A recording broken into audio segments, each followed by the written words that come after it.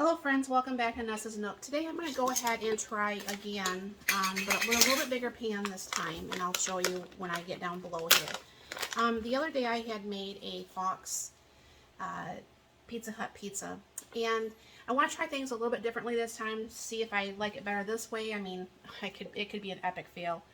You'll know either way, right? So down below here, I have my scale. And what they say is 11 ounces of flour. Now, I tried to do this last time with my glass bowl, but my glass bowl was a little bit too heavy. So let me get a little spoon out here. And this is now at 0. Now, I did find when I was doing this the other day, it was a little bit more than a cup was about the 11 ounces. But I'm going to actually use bread flour this time, and see if I like that any better.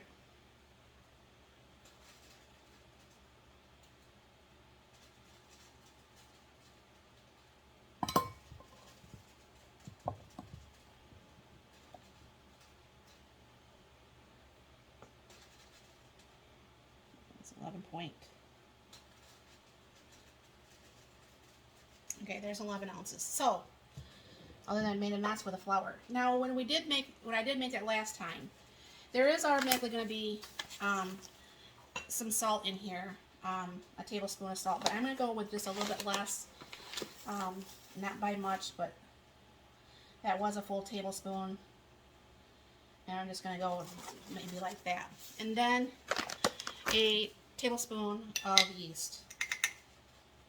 All right. Now this, what I found so far, has been the easiest way to actually make pizza crust. I guess I can get the scale off there. Anyways, but one thing that we found when we did make this the other day, it was tasty. I'm not saying it wasn't tasty. However, to me it didn't have the taste that we would want. The crust was kind of bland. So I'm going to go ahead and add some garlic powder.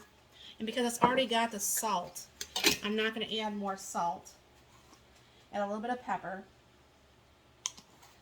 And then I did make up some freeze-dried onion powder with some of those onions I have.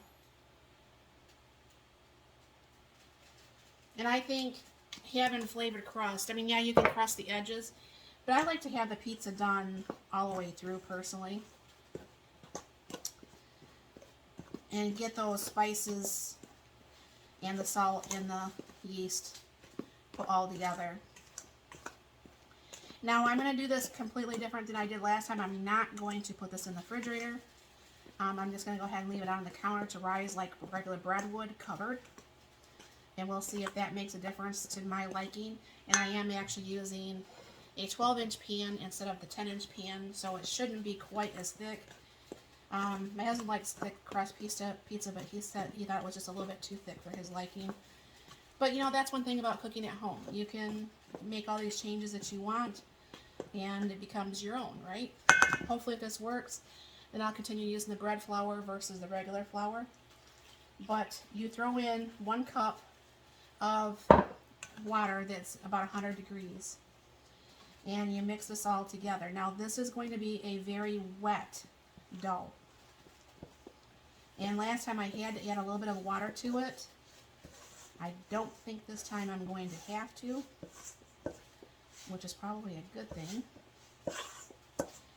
But let me start the other real quick before I get my hands all icky, because, you know, things just get icky. So the other day, I keep seeing these things on Facebook, and I don't like to buy things off Facebook because I just don't trust the sellers on Facebook. However, a lot of times they sell the same stuff on Amazon. So I'm starting to cook a little bit with cast iron. I haven't cooked a lot with it, but this is actually olive oil, and then it's got the little brushes, and it was like a 4-pack for like $5 or $6. So what I'm going to do is I'm going to oil the sides of the pan. Go further up than I did last time, and oil the bottom really well. Instead of maybe always having to use the spray, I know my sister, she uses a lot of her spray, and it becomes kind of like a big mess. You know, I mean, she goes through a lot of spray, especially when she's been using her cast iron. Not that I mind going through spray. However, yeah.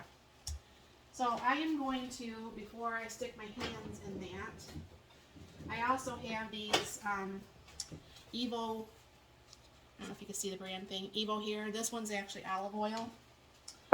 So what I'm going to do, because you have to actually just mix this a little bit. Yes, I did take off my rings. Yes, my hands are clean. I've been canning all day.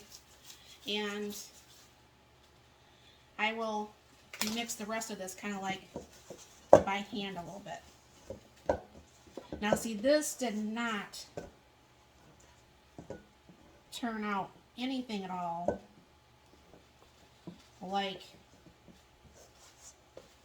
that last one. That last one I had to add extra flour to. But as you can see, it's very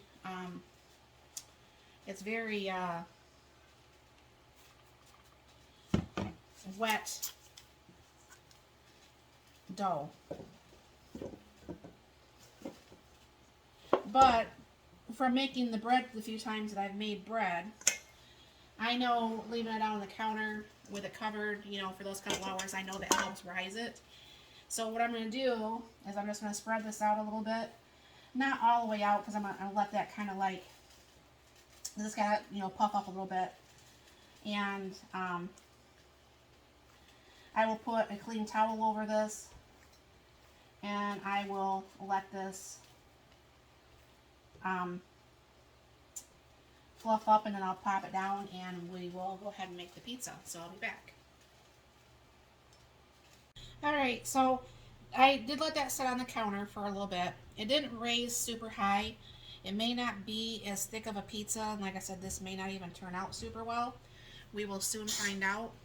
But I'm going to do this a little bit differently too, because like I said, I've been doing so many different videos today. But I'm going to go ahead and put on the Thousand Island. This was my brother's absolutely favorite salad dressing.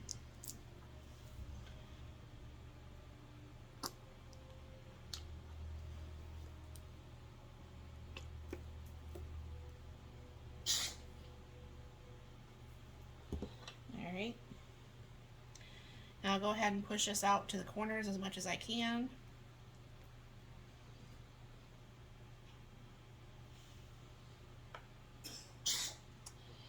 And like I said, I'm going to be doing this a little bit differently because I've been doing so many different videos today. I know it's going to look like I never changed my clothes and so on, but when I get a chance to just blow through a whole bunch of videos in one day doing a whole bunch of projects that need to be done, I just do it.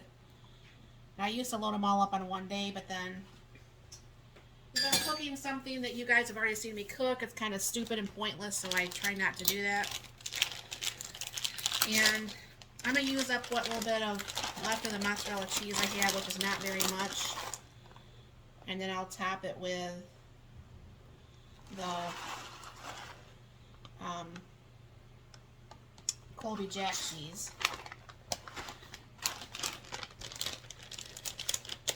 And because my stove was being used by canning, that I'm going to go ahead and just use freeze-dried hamburger, freeze-dried onions, and freeze-dried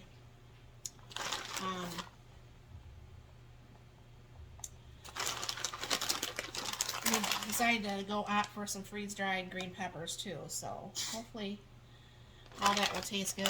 I'll have to get a new container out before I have my salad tomorrow.